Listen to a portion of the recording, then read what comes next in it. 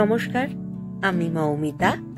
আমার কবিতা পাঠ চ্যানেলে আমার সকল শ্রোতা বন্ধু এবং দর্শক বন্ধুকে আন্তরিক শুভকামনা জানিয়ে আজকের গল্প পাঠ শুরু করছি। আজ আপনাদের পড়ে শোনাব বিমল করের লেখা একটি টানটান আকর্ষণীয় ছোট গল্প। ভারী চমৎকার একটি গল্প। গল্পের নাম বৈরী। শুনতে থাকুন আজকের গল্প বৈরী।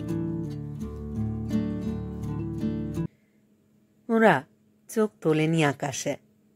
কোথায় তবু লুকিয়েছিল সেই চাঁদ। পিচ রাস্তায় যার কাজ রং আলো পড়েছে, আলোর পাশে পাশে এলোমেলো ছায়া। নিরিবিলি প্রায় নিশ্চুপ পথ, কেমন যেন আবেশ গায়ে মাখা। আর রিক্সাটা চলেছে পিঁপড়ে পায়। শিশু গাছের ঘন ছায়া থেকে বেরিয়ে আসতে ওদের দেখা গেল। ওদের দুজনকে রিক্সোয় পাশাপাশি বসে। গ্যাসের আলো নাগাল পাচ্ছে না তখনও। মোমের মতো ম্লান জ্যোৎস্না গায়ে পড়েছে ওদের, গায়ে, পায়ে, মাথায়, মুখে। একজনের পার্পেল রেড শাড়ি, অন্যজনের ধপধপে সাদা পাঞ্জাবি। পোশাকের রঙে এতটা পার্থক্য না থাকলে বোঝা মুশকিল হতো ওরা স্বতন্ত্র দুটি অস্তিত্ব, এক নয়। এমন ঘন, এত গায়ে গায়ে এক হয়ে একাত্ম হয়ে দুটিতে বসে আছে। গ্যাসের আলোয় পলকের মতো মেয়েটির হাতে চুড়ি বালা ঝিকমিক করে গেছে, এবং ছেলেটির আংটির পাথর, ঘড়ির ক্যারেট গোল্ড। আর তখনই স্পষ্টভাবে দেখা গেছে ওরা হাতে হাত, আঙুলে আঙুল জড়িয়ে বসে আছে, কাঁধ এবং মুখ প্রায় মেশামেশি করে। বোঝা যাচ্ছে ওরা লোভী, বড় বেশি লোভী, অসংযত। হোক এ রাস্তা নির্জন, কাঁচ রং আলো এবং ছায়ায় মাখামাখি। রাত 10টাও বাজো বাজো, তবু এমনভাবে বসে থাকা অশোভন। সন্দেহ হতে পারে এমন ফাঁকা পথ দিয়ে এত রাত্রিতে রিক্সোটা ঠিক নিজের মর্জিতে পিঁপড়ে পায়ে চলছে না, অন্য কারোর খুশি মতো ওটা চলছে। আর এই অবসরে দুটি অশোভন লোভ অনাবৃত করছে নিজেদের যতটা পারে। কিন্তু আর কতক্ষণই বা তা সম্ভব?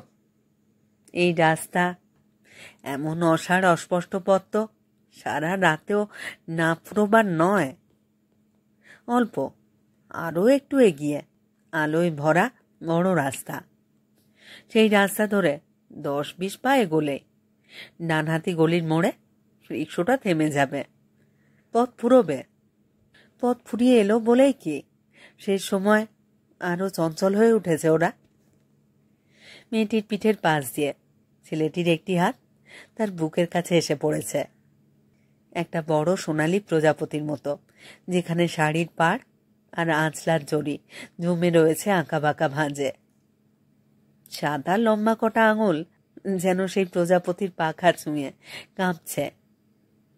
মেয়েটির দুটি হাতের মুঠোয় ছেলেটির অন্য হাতটি উষ্ণ থেকে উষ্ণতর হয়ে একেবারে ভিজে উঠেছে। এর চিবুক ওর খসে পড়া ঘুমটার পাশ বয়ে গালে ছোঁয়ানো। দাঁত দিয়ে ঠোঁট কামড়ে ধরেছে ছেলেটি। মেয়েটি জোড়া ঠোঁটে আবেগ থরথর। লোভী তো জোড়া চোখ, কিন্তু কই তেমন ভাবে তো জ্বলছে না, বরং আশ্চর্য এক অসহায়তা ফুটে উঠেছে। রাস্তা ফুরিয়ে এলো তাই কি? হ্যাঁ, রাস্তা ফুরোবে, রিক্সোটা দাঁড়াবে, নামতে হবে। কিন্তু তাতে কি? ছেলেটি তো একা নেমে যাবে না, কিংবা শুধু মেয়েটি টুপ করে নেমে পড়বে না। ওরা দুজনেই নামবে, একই বাড়ির মধ্যে পাশাপাশি ঢুকবে ওরা। সেই ধপধপে সাদা পাঞ্জাবি আর পার্পেল রেড শাড়ি একই সঙ্গে অদৃশ্য হয়ে যাবে। তবে তবে পথের মধ্যে এমন আচরণ কেন?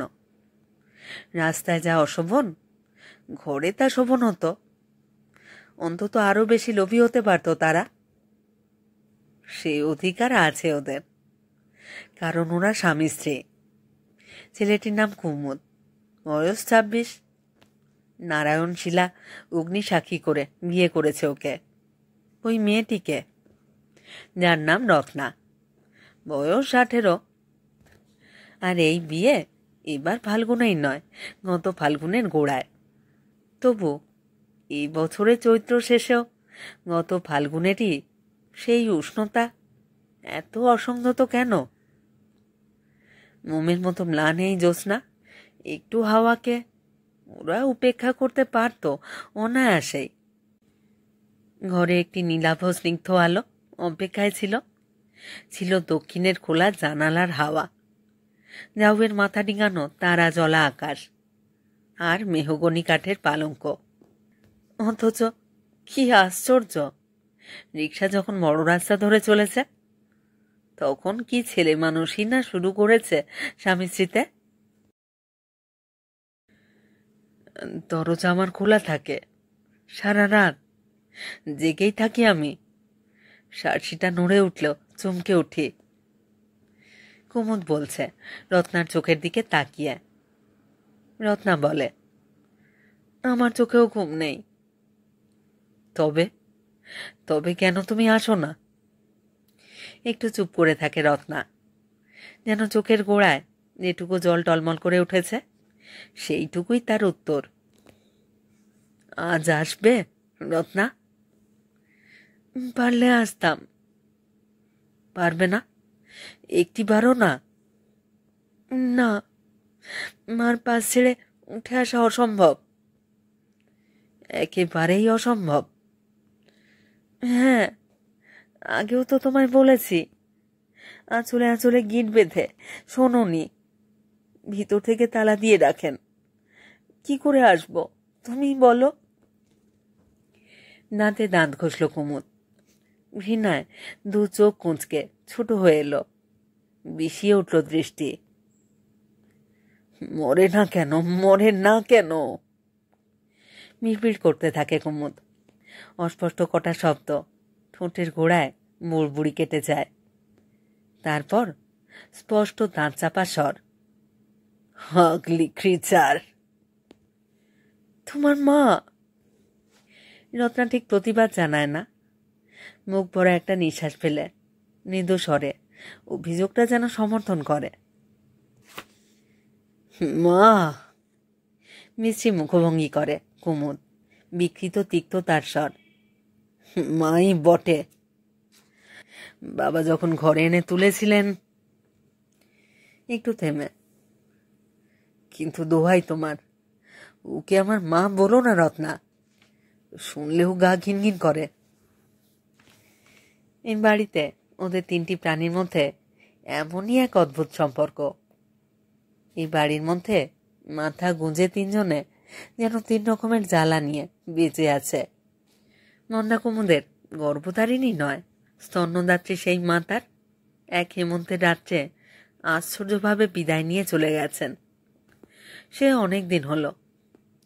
এখন হয়তো একটি নক্ষত্রের কণা হয়ে কোনো ছায়াপথের সঙ্গে মিশে আছেন।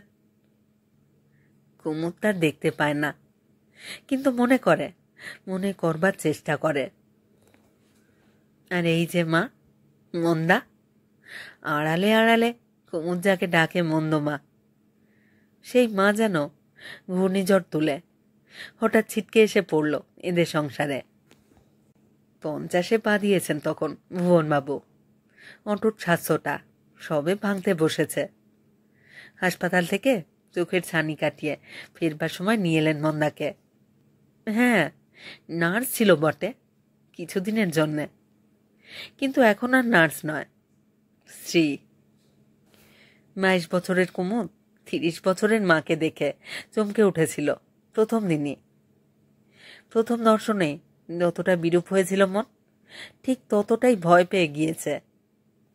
ঠোঁটের একটা পাশ কেটে ভিতরে ঢোকা, কুঁচকে রয়েছে মাংসটা বিশ্রীভাবে। বা গালে দীর্ঘ একটা কাটা দাগ। এই খোঁজটুকু বাদ দিলে মন্দা সুন্দরী বই কি, সেই সৌন্দর্যকে উপেক্ষা করা মুশকিল।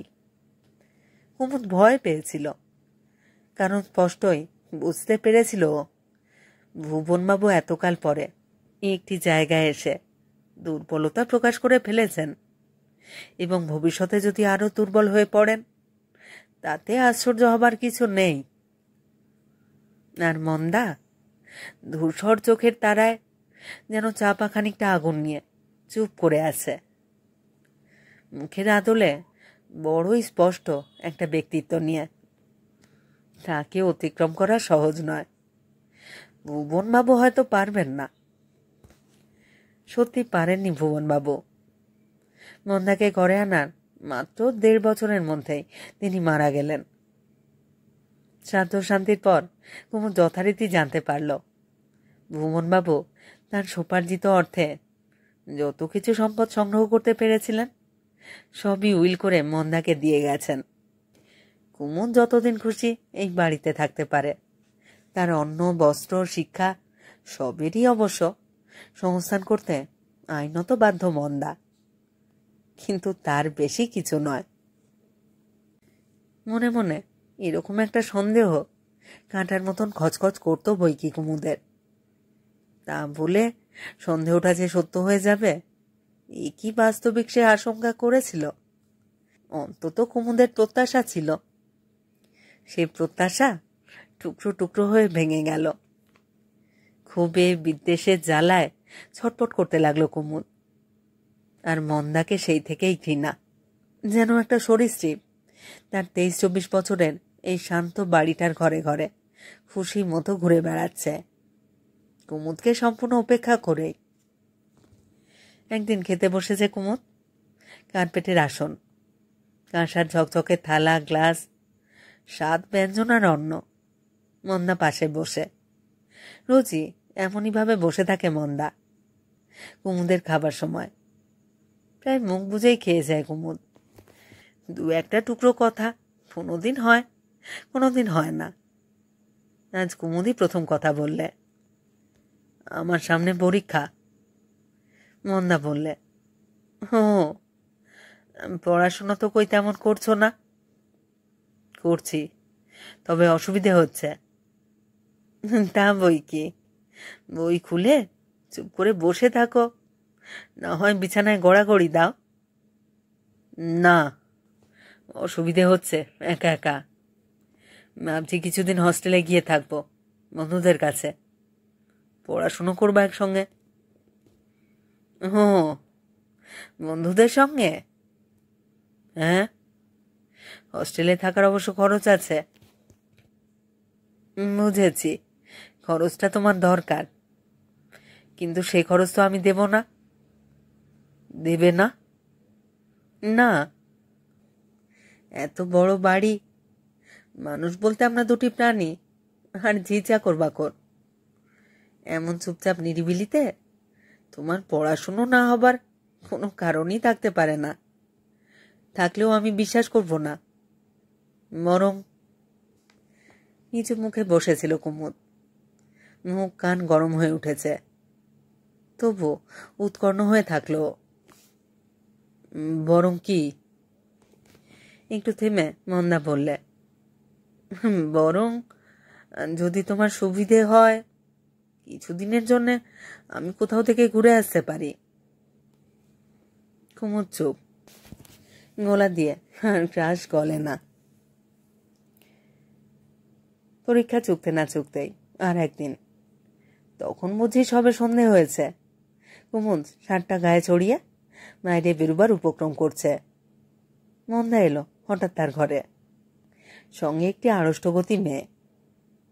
বেড়াতে বেরোচ্ছ নাকি? গলা শুনে ফিরে তাকালো কুমুদ। আলনার কাছ থেকেই। মন্দা তখন মেয়েটিকে চেয়ারে বসতে বলেছে। কুমুদ অবাক চোখে তাকিয়ে থাকলো। হঠাৎ যেন এক ঝলক গোধূলির আলো চেয়ারের উপর নিশ্চল হয়ে গেছে। এর নাম রত্না। মন্দা কুমুদের মুখ থেকে চোখ ফিরিয়ে রত্নার দিকে তাকালো। কুমুদ, আমার ছেলে। এই প্রথম কুমুদ নিজের কানে মন্দাকে ছেলে বলতে শুনল। নামটাও কচিৎ তার মুখে শোনা যায়, কিন্তু এসব ভালো করে ভাববার সময় তখন নয়। কুমুদ এবং রত্না পরস্পরের দিকে একটিবার তাকিয়ে চোখ অন্যদিকে করে নিয়েছে। আমি আসছি বলে মন্দা হঠাৎ ঘর ছেড়ে চলে গেল। আর মিনিট 5 পরে ফিরে এসে ডাকল, তুমি এসো রত্না। সেই 5টা মিনিট যেন পলকে শেষ হয়ে গেল, কিছু ভাববার কিছু বোঝবার আগেই। গোধূলির সেই আলোটুকু চোখে এসে ঘন হবার আগে মিলিয়ে গেল, আর অযথায় একটা শিহরণ বয়ে গেল কুমুদের সর্বাঙ্গে। রাত্রে মন্দা শুধল, মেয়েটিকে তোমার পছন্দ? মানে? আমার তো মনে হয় রত্না নিখুঁত সুন্দরী। হতে পারে, তুমি যখন বলছো, কিন্তু তাতে আমার কি? তোমার বউ করে ওকেই ঘরে আনবো ভেবেছি। আমার বউ করে? কেন, ও কি অযোগ্য? সেই কথা বলছি না। তবে অন্য কাউকে কি তোমার পছন্দ? না, বিয়ে করার কথাই আমি ভাবছি না। এবার ভাবো। ভেবে লাভ? একটা দায়িত্ব ঘাড়ে নেবার ক্ষমতা আমার নেই। তুমি যে অক্ষম নও এও তো সত্যি। ঠাট্টা করছো? আমায় পথ দেখতে বলছো? কোনোটাই নয়, তোমায় বিয়ে করতে বলছি। কুমুদ সেদিনও চুপ করে গেছে। সমস্ত কথাটা তুলিয়ে ভাবতে গিয়ে কেমন একটা ধোঁকা লেগেছে কুমুদের। মন্দার উদ্দেশ্যটা বুঝতে পারেনি। ওর বিয়ে কেন দিতে চায় মন্দা? কি লাভ হবে তাতে ওর? বরং কুমুদকে আরো পর করে দেওয়া তাতে কঠিন হবে। বিশেষ করে রত্নাকে যখন সুনজরেই দেখতে শুরু করেছে মন্দা। নাকি কুমুদকে আরো অসহায় করে পীড়ন করতে চায় এই নির্দয় মহিলাটি? অথবা এ নিছক একটি বিলাস। এত বড় বাড়িতে একা একা বুঝি মন টিকছে না মন্দার। একটা খেলনা সংসার সাজিয়ে কদিন নেড়ে চেড়ে দেখতে চায়। বিয়ে করাটা উচিত হবে কিনা এই অবস্থায় কুমুদ বারবার ভাবছিল। কিন্তু বারবার রত্নার সলজ্জ ভীরু একটি আনত মুখকেও সে ভুলতে পারছিল না। চেয়ারে আচমকা এসে পড়া এক ঝলক গোধূলি আলোর সেই স্পর্শনীয় সুষমাকে মুছে ফেলা যেন সম্ভব নয়। কুমুদ ভাবল, আবার নতুন করে ভাবল, রত্না পাশে থাকলে মন্দার পীড়নকে সহ্য না করে উপেক্ষা করতেই বা তার আটকাবে কেন? পথ তো খোলাই রয়েছে। তেমন হলে রত্নার হাত ধরে রাস্তায় নেমে যাবে। লেখাপড়া শেখা পুরুষ মানুষ, ভয় কি তার? আর যদি এ না হয়, উল্টোটাই হয়, সুনজরেই থেকে যেতে পারে রত্না। তবে চাই কি? একদিন যা কুমুদের মুঠো থেকে ছিনিয়ে নিয়েছে রত্না, আবার আবার তা মুঠো এসে ধরা দিতে পারে। হ্যাঁ, এই প্রত্যাশা আজও তার আছে। নিভেও না নেভা প্রদীপের মতো মিটিমিটি করে জ্বলছে। শুধু তাই নির্বিকারভাবে পড়ে আছে এখানে কুমুদ, অশেষ ধৈর্য ধরে থাকবে আরো কিছুকাল। একটা ধোঁকার মতো থাকলেও বিয়েটা হয়ে গেল গত ফাল্গুনে। কিন্তু এ বিয়ে নিষ্ঠুর এক পরিহাস ছাড়া আর কি? ব্যাপারটা বুঝতে পুরো 3টি দিনও বুঝি লাগেনি কুমুদের। বৃন্দাবন পারলেনে প্রায়ন্ধকার একটি ঘর থেকে এক লোভনীয় রত্ন উদ্ধার করে এনেছে মন্দা, নিজের সিন্ধুকে সযত্নে লুকিয়ে রাখতে। ঘুরতে ফিরতে কুমুদের চোখের সামনে তুলে ধরে লুকিয়ে ফেলে আবার।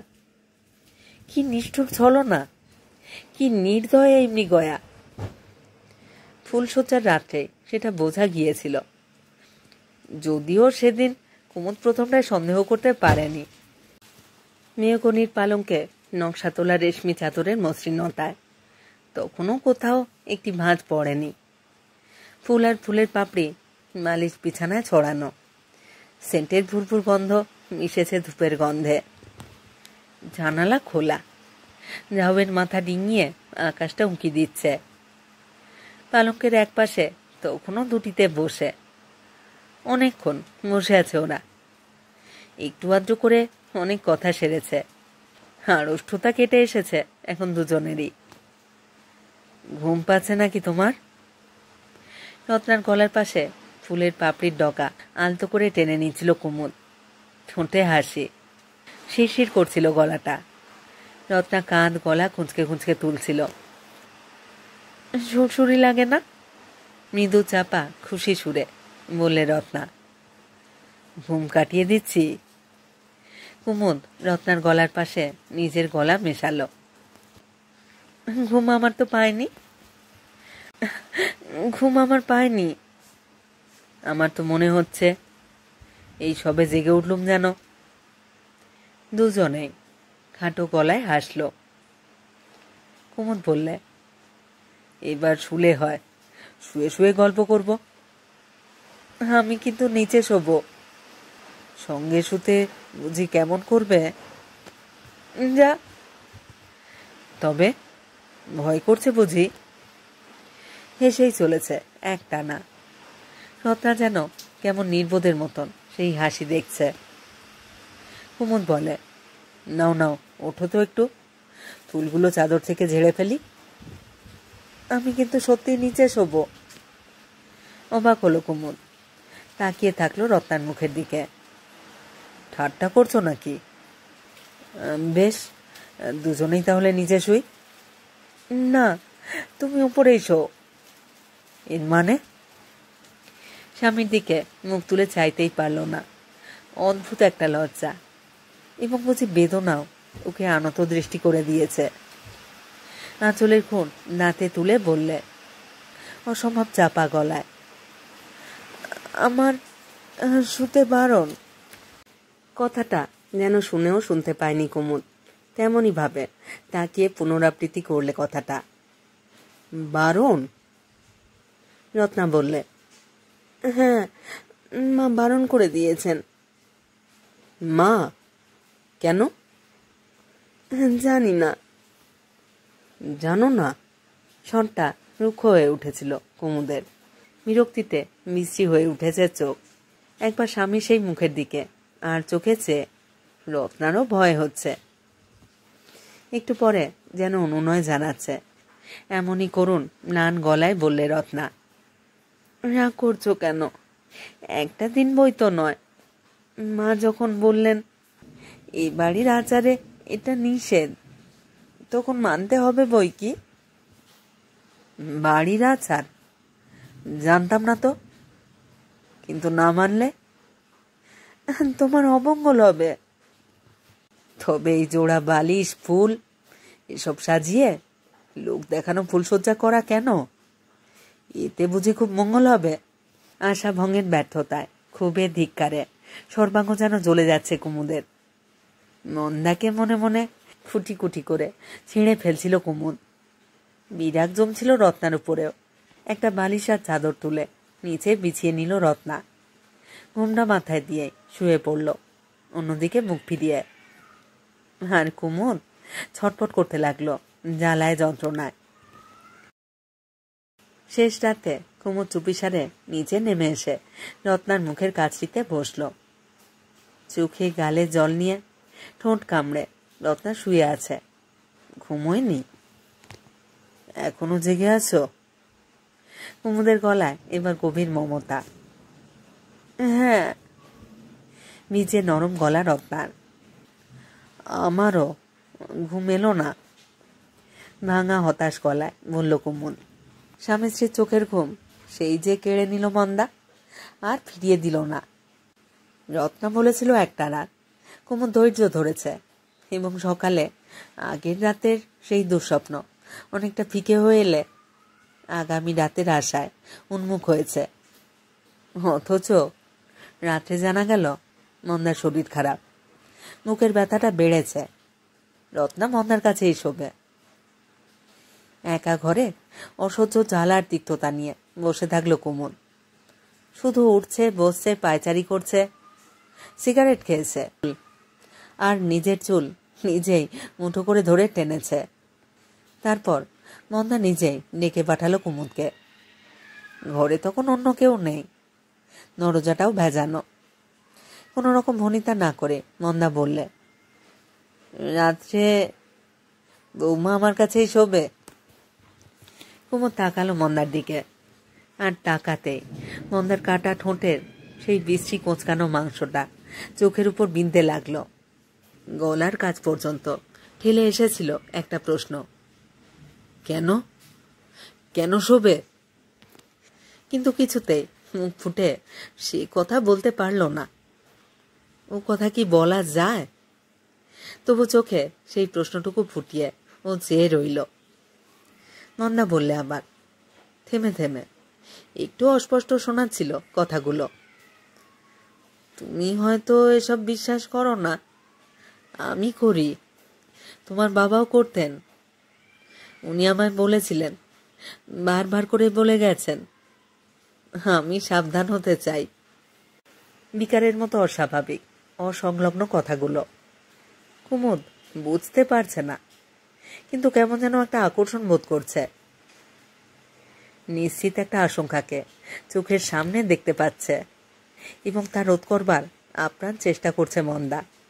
এমনই থমথমে চিন্তা জটিল তার মুখ। গলার স্বরটাও ক্রমশ স্বগত উক্তির মতন অশ্রুত প্রায় হয়ে উঠেছে। শেষ বিকেলের ছায়া ঘরের দেওয়াল জুড়ে ঘন হচ্ছে তখন। সেই ছায়ার দিকে তাকিয়ে বলে যাচ্ছে মন্দা, আমি আমি সাবধান হতে চাই। তোমার তাই বিয়ে দিয়েছি। বুকের রোগটা আমার খুবই বেড়েছে। বলা যায় না, খারাপটা আজও হতে পারে, কালও হতে পারে। তখন আমি না থাকলে আমার দেখার কিছু নেই। হাত বাড়িয়ে ফিকে হলদে গোল করে গোটানো একটা কাগজ টেনে নিল মন্দা। কিন্তু যতদিন আছি, তোমরা না চাইলেও এই সংসারের ভালো মন্দর কথা আমায় ভাবতেই হবে। তোমার বাবার কথা অমান্য করি কি করে? এই বংশে বাতি দেবার জন্যে কাউকে তো থাকতেই হবে।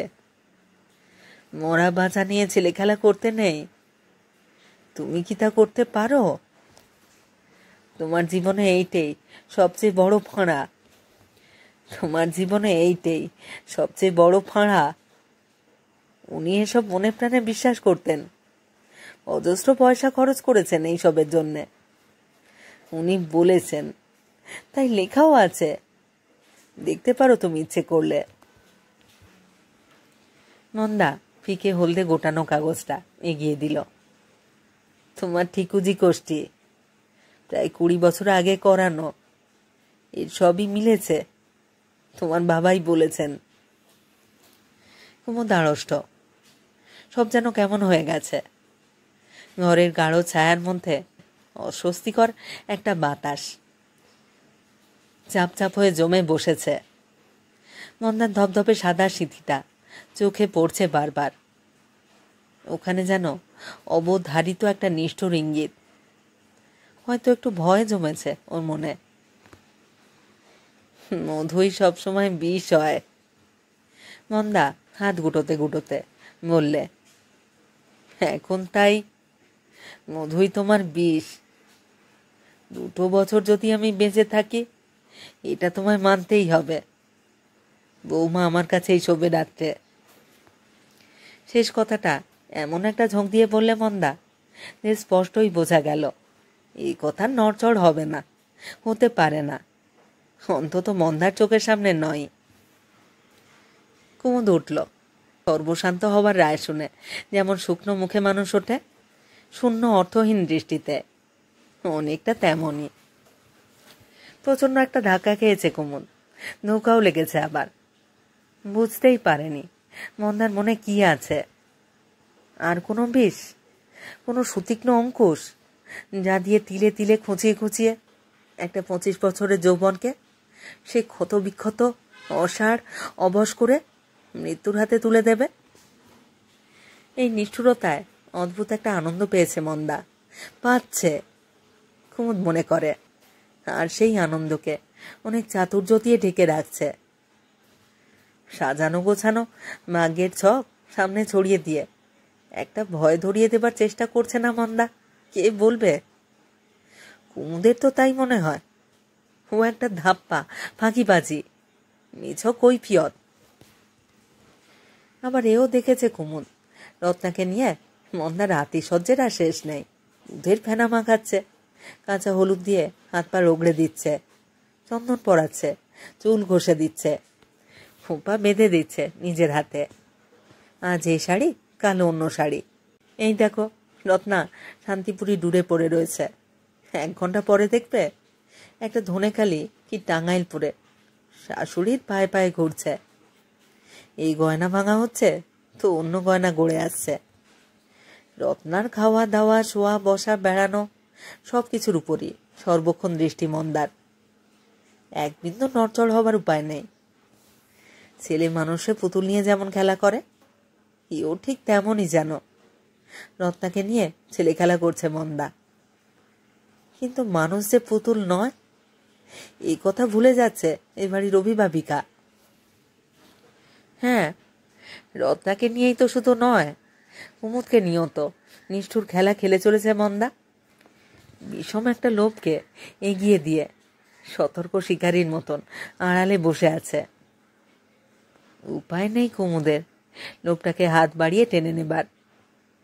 খাঁচায় পোড়া ক্ষুধার্ত পশুর মতন শুধু ছটফট করতে পারে কুমুদ। গর্জন করতেও তো পারে না, সে ক্ষমতা তার নেই।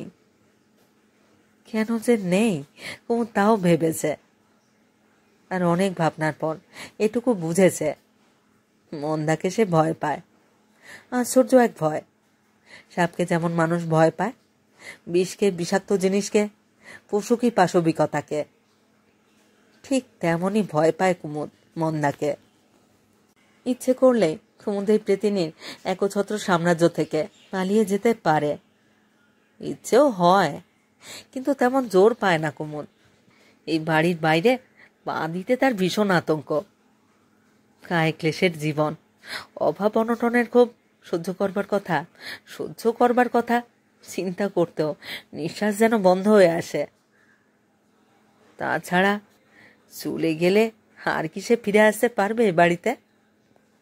মন্দার অবর্তমানে আশা করা যায় কুমুদ আবার সব ফিরে পাবে, সমস্ত। অন্তত মন্দার মন আজ করলে তেমনই মনে হয়। কিন্তু ভেতরে ভেতরে একটা আক্রোশও পুষে রেখেছে কুমুদ। শেষ পর্যন্ত না দেখে তার সর্বস্ব খুইয়ে যাবে না মন্দার কাছে। এর জন্যে তুষের আগুনে পুড়েও প্রতীক্ষা করবে কুমুদ। 2 লোভের মধ্যখানে এমনই করেই পড়ছিল কুমুদ। আর কুৎসিত একটা ঘৃণা ও বিদ্বেষ পুষে বুঝি মৃত্যু কামনা করছিল মন্দার। 1 ফাল্গুনে বিয়ে হয়েছিল কুমুদের, আর 1 ফাল্গুন এসে চলে গেল। সব তেমনই। মনে হয় না 12টা মাস এসেছে গেছে। এই বাড়ির মধ্যে সেই একই ঋতু বাধা থেকে গেছে, কোনো পরিবর্তন নেই। এক মন্দার বুকের অসুখটা হঠাৎ যেন বড় বাড়াবাড়িতে এসে ঠেকেছে। চুপ করে আছে কুমুদ, দেখছে, চূড়ান্ত একটা কিছুর জন্য অপেক্ষা করছে। আর রত্নার সঙ্গে দেখা হলেই ভিক্ষুকের মতন মিনতিতে ঝরে পড়ে। গোপনে ওর সাহচর্য পাবার জন্য ব্যাকুলতা জানায়। রত্নাও দীর্ঘ নিঃশ্বাস চাপতে পারে না। সন্তর্পণে এদিক ওদিক চেয়ে নিয়ে চাপা গলায় ফিসফিস করে, অমন করে আমায় বলো না গো, তুমি কি ভাবো আমি খুব সুখে আছি? নয় বা কেন? অত আদর, সোহাগ, শাড়ি গয়না, ব্যঙ্গ করে বলে কুমুদ। কে চায়? নাও না। না, সহ্য করি, উপায় নেই বলেই। চুপ করে যায় কুমুদ। বলে, কিছু মনে করো না, অসহ্য হয়ে উঠেছে আমার। কি যে বলি নিজেই বুঝি না। সত্যি বোঝে না কুমুদ কখন কি বলে। আর কচিত কদাচিৎ মন্দার চোখের আড়ালে দুটিতে এক হতে পারলে কি যে ছেলে মানুষই করে বসে, তাও বোঝে না ওরা। মন্দার শরীরটা ইদানিং আরও খারাপ যাচ্ছে। বুকের ব্যথাটা বেড়েছে আরও। যখন তখন চেপে বসে, বিছানায় এসে চুপ করে শুয়ে থাকে তখন মন্দা, সমস্ত ঘর প্রায় অন্ধকার করে দিয়ে মুখ বুজে। এতে খানিকটা সুবিধে হয়েছে রত্নার কুমুদের। দেখা সাক্ষাৎটা বাড়ির মধ্যে ঘন ঘন হচ্ছে। একসময় কোথাও যেতে হলে মন্দা নিজেই রত্নাকে নিয়ে যেত। এখন কখনো কখনো সুযোগ ঘটে যাচ্ছে কুমুদের। আর এমন সুযোগ পেলে কুমুদ যে আরও স্পষ্ট উগ্র করে তুলবে তার ক্ষোভ, এ তো স্বাভাবিক, খুবই স্বাভাবিক।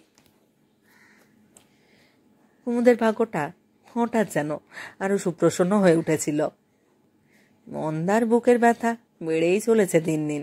ঘুম বন্ধ হতে বসেছিল রাত্রে, ছটফট বাড়ছিল। আর পরিপূর্ণ ঘুমের জন্যে ডাক্তার ওষুধ খেতে দিচ্ছিল মন্দাকে, ব্রোমাইড। মাত্রাটাও বাড়ছিল ওষুধের দিন দিন। হ্যাঁ, মন্দা যখন অসাড়, ঘুমে অচৈতন্য, তখন আজকাল রত্না আসছে বই কি কুমুদের ঘরে, চোরের মতন পা টিপে টিপে। ভোরের অনেক আগে আবার ফিরে যাচ্ছে মন্দার পাশে। অন্ধকারে এই লুকোচুরি খেলা বেশ চলছিল। হঠাৎ চমকে উঠল রত্নাই। প্রথমে সন্দেহ, তারপর ভয়। ভীষণ একটা ভয় এসে চেপে বসলো বুকে। রত্না জানতো, বুঝতেই পারছিল মন্দার কাছে এবার ধরা পড়ে যাবে তারা। লুকিয়ে রাখতে পারবে না বেশি দিন। রত্নার খুঁটিনাটি সব কিছুর খোঁজ নত রাখে মন্দা। এত আর কে? সেই চোখে কি করে ফাঁকি দেবে রত্না? সে সাধ্য তার নেই। ভাবতে গেলেই সারা শরীর যেন হিম হয়ে আসে রত্নার। পুরো একটা অন্ধকার তার ভাবনা চিন্তা সব গ্রাস করে ফেলে। ঠোঁট জিভ শুকিয়ে আসে, গলার কাছে খানিকটা হাওয়া পুঁটুলির মতন জমে আসে। নিঃশ্বাস নিতেও কষ্ট হয় তখন। মেহগনির পালঙ্কে বসে ভয় ভয়ে গলায়, ছলো ছলো চোখে সেই কথাটাই বলে ফেলল রত্না কুমুদকে। শুনে যেন একটা বরফের স্রোত বয়ে গেল কুমুদের গায়ে। শিউরে উঠল কুমুদ, বুকটা কেঁপে উঠল, চোখ দুটো আর জ্বলে উঠল না। নিষ্প্রভ ফ্যাকাশে মুখে সে তাকিয়ে থাকলো রত্নার দিকে। কটা দিন এমনই একটা ভয় ভয় নিয়েই কাটল। রত্নার মনে আর কোনো সন্দেহ নেই। মেহগনির পালঙ্কে আবার দুজনে মুখোমুখি বসে, স্বামী স্ত্রী, এত কাছে থেকে ঘনিষ্ঠ হয়েও আগের মতন লোভী হতে পারছে না কেউ, বরং অসহায়ের মতন বসে আছে, দুটি নিঃশ্বাস বুকে চেপে রেখে। আর কদিন ভাববে? রত্না বললে কাটো গলায়। ভাববার আর আছে কি? কুমুদ বললে, কিছুই যে ঠিক করতে পারছি না রত্না, কি করি? আমি তো বলেছি আগেই, ধরা পড়ে অপমান সয়ে চলে যাবার আগেই বিদায় নেওয়া ভালো। তুমি ধারণা করতে পারবে না মার চোখের সামনে আমি কিরকম কাঁটা হয়ে থাকি। ও কি জানতে পেরেছে? সন্দেহ করেছে কিছু? না, কিন্তু জানতে আর কদিন? কালই হয়তো সন্দেহ করে বসবেন। কুমুদ নিজেও বুঝতে পারে মন্দার চোখে ফাঁকি দিয়ে আর বেশি দিন কাটানো যাবে না। কিন্তু কি করবে? কুমুদ কি করতে পারে? এখন যেন আরো বিপদে জড়িয়ে পড়েছে তারা। সহায় সম্বলহীন এ সময় কোথায় নিয়ে গিয়ে তুলবে রত্নাকে? ভাবতে বসলে সব যেন অন্ধকার দেখে কুমুদ। তবু রত্নাকে আশ্বাস দিয়ে বলে, আচ্ছা, কালকের দিনটা অপেক্ষা করো। একদিন নয়, 3-3টে দিন অপেক্ষা করলো রত্না। সেদিন এসে ভেঙে পড়ল বিছানায়। বলি বলি করেও কথাটা বলতে পারল না কুমুদ। নিরুপায় হয়ে কত নিষ্ঠুর হতে পেরেছে ও, হতে চাইছে অন্তত। কিন্তু রত্না কি তা চাইবে না পারবে? হয়তো এই চেষ্টাও ব্যর্থ হবে। তবু এখন এই খড়কুটো আঁকড়ে ধরা ছাড়া উপায় কি? রত্নাকে কিন্তু মুখ ফুটে কথাটা বলতে পারল না কুমুদ। বরং ওর মাথায় হাত বুলিয়ে দিতে লাগলো। বালিশে মুখ গুজে ফোপানো কান্নায় অনেকটা হালকা হয়ে কখন যেন ঘুমিয়ে পড়ল রত্না। কুমুদ এক দৃষ্টিতে স্ত্রীকে তার দেখছিল। কাঁঠালি চাপার মতন রং, মাখনের মতো মসৃণ তার নরম গা, ভীরু ক্লান্ত মুখ, কালো টানা টানা ভুরুর নিচে দুটি চোখ ঘুমিয়ে রয়েছে। পাতলা দুটি ঠোঁটের মধ্যে ধবধবে সাদা দাঁতের একটুখানি বেরিয়ে, গলার পাশ থেকে শাড়িটা সরে গেছে, কণ্ঠার কাছে চিকচিক করছে হাড়টা। ওর বুকের ওঠানামাটাও স্পষ্ট দেখতে পাচ্ছে কুমুদ। এত রাত্রেও হঠাৎ যেন এক ঝলক গোধূলির আলো এসে পড়েছে বিছানায়। হঠাৎ চমকে উঠল কুমুদ। দরজায় মৃদু টোকা দিল কে যেন। একটু অপেক্ষা করে আবার। মুহূর্তের জন্য বিমূঢ় হলো কুমুদ। পা দুটো কেঁপে গেল, ঠান্ডা হয়ে এলো হাতের তালু, পাথরের মতন দাঁড়িয়ে থাকলো। নন্দা এসেছে, ধরা পড়ে গেছে এই লুকোচুরি। কুমুদ বুঝতেই পারছিল। আর একটু একটু করে এতক্ষণ পরে কেমন একটা বেপরোয়া ভাব ফুটে উঠছিল তার। রত্নাকে ডাকলো না কুমুদ। ছিটকিনি খুলে বাইরে এলো। বারান্দাটা অন্ধকার। বৌমা এখানে? এক পাশ থেকে মন্দা গম্ভীর চাপা গলায় প্রশ্ন করল। কুমুদ বললে, হ্যাঁ। দরজাটা ভেজিয়ে দাও। দরজা ভেজিয়ে দিল কুমুদ। মন্দাকে স্পষ্ট দেখা যাচ্ছে না। ওর সাদা থান পড়া শরীরটা সোজা এগুতে লাগলো। কুমুদ বুঝল ওকেও যেতে হবে। বারান্দার শেষ সীমায় এসে দাঁড়ালো মন্দা। কুমুদও। এখানে ঘন অন্ধকার, কেউ কারোর মুখ দেখতে পাচ্ছে না, শুধু উপস্থিতিটা অনুভব করতে পারছে। আর এই অন্ধকারে মুখোমুখি দাঁড়িয়ে এতকাল পরে আজ যেন অনেকখানি সাহস পাচ্ছিল কুমুদ। কথা বললে প্রথমে মন্দাই, অস্ফুট স্বর। আজই কি প্রথম? কুমুদ বললে, না। ও, তাহলে সব জেনে শুনেও কথা শুনলেন না? সম্ভব হলো না। যদি কিছু হয়? কি হবে? ধরো তোমার কিছু যদি হয়। যদি হয় হবে। আমি তো বেঁচেও তিলে তিলে মরছিলাম, একবারেই মরব। একটু চুপ। অন্ধকারে দুজনের নিঃশ্বাস শুধু শোনা যাচ্ছে, আর কোনো শব্দ নেই। সব কেমন থমথমে। মন্দা বললে আবার, অতি মৃদু স্পষ্ট সুরে, তুমি নিশ্চয় এর পরিণাম জানো? জানি। কষ্ট হচ্ছে না? হচ্ছে, কিন্তু তোমার হাত থেকে ছাড়া পাচ্ছি, এটা কম কথা নয়। তাই নাকি? তা এত দেরি করলে কেন? কেউ তোমায় এ বাড়িতে ধরে রাখেনি? কুমুদ চুপ করে থাকলো। নন্দা পা বাড়ালে। যাবার আগে বললে, বৌমাকে আর আমার ঘরে পাঠিও না। অন্ধকারে সাদা থানের অত্যন্ত অস্পষ্ট আভাসটা মিলিয়ে গেল। পরের দিন সকালটাও এই বাড়িতে থমথম করতে লাগলো। কুমুদ অন্ধকারে তার প্রতিবাদটাকে যত স্পষ্ট উগ্র করতে পেরেছিল, সকালের আলোয় তা যেন মিলিয়ে এলো অনেকটা। রত্না ভয়ে কাঁটা হয়ে কোথায় যে লুকোলো। কুমুদ আশা করেছিল মন্দা একবার ডেকে পাঠাবে, যদিও জানা কথা, তবুও স্পষ্ট মুখে বলবে বইকি একবার। শেষ নিষ্ঠুর আনন্দটুকু উপভোগ করতে ছাড়বে কেন? অথচ মন্দা ডাকলো না। সকাল গেল, দুপুর গেল, সারা বাড়িটা চুপ করে আছে, যেন খাঁকা করছে। সকলের থেকেও যেন নেই। ভীষণ অস্বস্তি বোধ করছিল কুমুদ। কেন এখনো ডাকছে না মন্দা?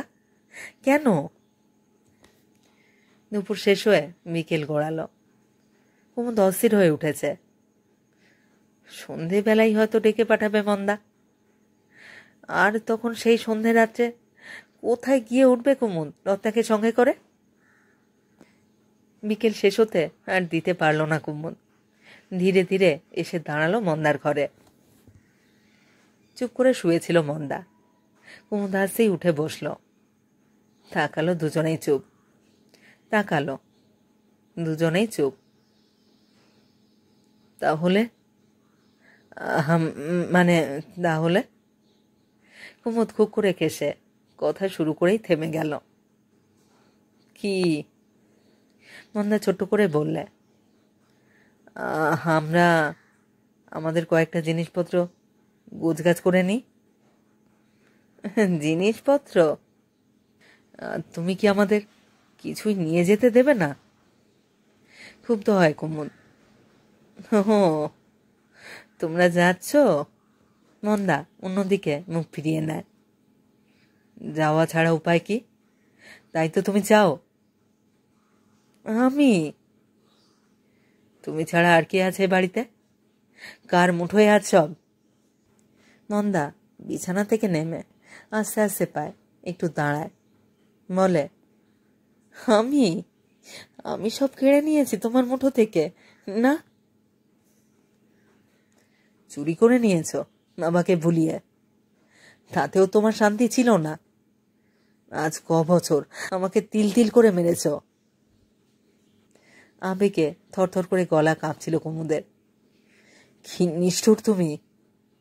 মনে একটু শান্তি নিয়ে এ সংসারে যে থাকবো, তাও থাকতে দিলে না।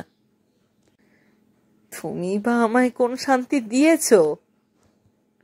নক করে যেন জ্বলে উঠল মন্দা এবার। কুমুদ থেমে গিয়ে চোখ তুলে তাকালো।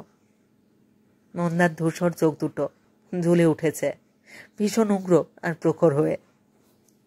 সেই চোখের দিকে তাকিয়ে একটু অস্পষ্ট গলায় কুমুদ বললে, আমি তোমার কোনো ক্ষতি করিনি। তোমার বাবা স্বেচ্ছায় আমাকে বিয়ে করে এনেছিলেন, এইটাই সবচেয়ে বড় অপরাধ হয়েছিল আমার। আর শুধু অনেক পরে এসেছি আমি এ বাড়িতে, তাই তাই স্বামী পুত্র নিয়ে সুখে শান্তিতে ঘর করবার এক বিন্দু স্বপ্ন আমার থাকতে পারে না। মন্দা একটু থামল, ছাদের দিকে তাকালো।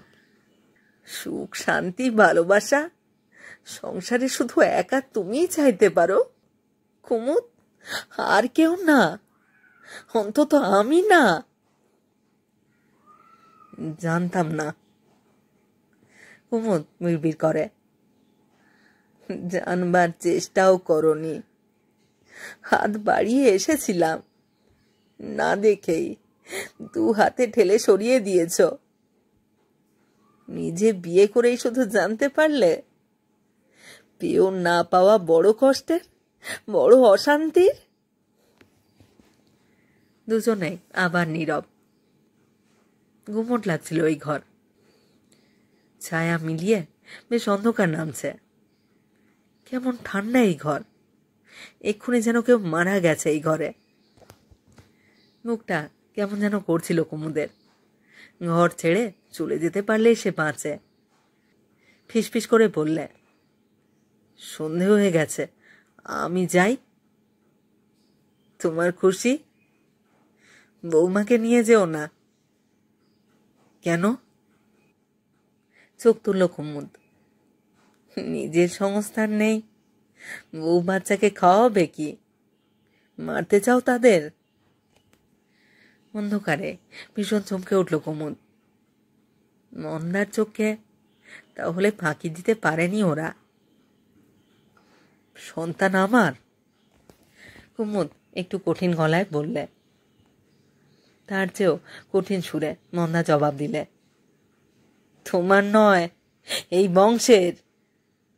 আর এই বাড়ি তোমার, এই খাট, পালঙ্ক, আসবাব, ব্যাংকের টাকা। কুমুদ বিমোড়। একটা কথা বারবার তার মনে পড়ছে। এখনো ঘরে গেলে ড্রয়ারের মধ্যে একটা নিষ্ফল চেষ্টাকে সে খুঁজে পাবে হয়তো। সত্যিই যেন এই সন্তান তার নয়। সন্তানের উপর অত টান থাকলে রত্নাকে নিয়ে কবেই তো এই বাড়ি ছেড়ে যেতে পারত কুমুদ, কিন্তু যায়নি। কেন? কেন অন্য এক চেষ্টাও সে করেছে, যদিও শেষ পর্যন্ত পারল না। কুমুদের আর কিছু যেন বলবার ছিল না, শুধু শেষবার ও তাকালো মন্দার মুখের দিকে। অন্ধকারে একটা সজল চোখ বুজে এই প্রথম চোখে পড়ল কুমুদের।